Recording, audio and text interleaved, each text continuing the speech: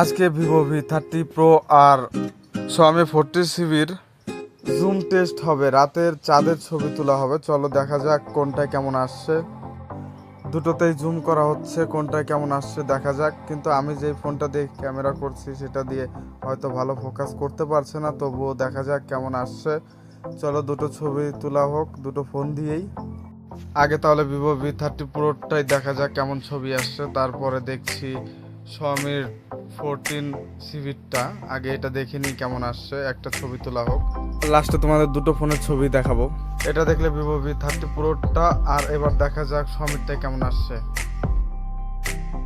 এই চ্যানেল নতুন হয়ে থাকলে সাবস্ক্রাইব করে দিও আর ভিডিওতে লাইক করতে ভুলো না যেন।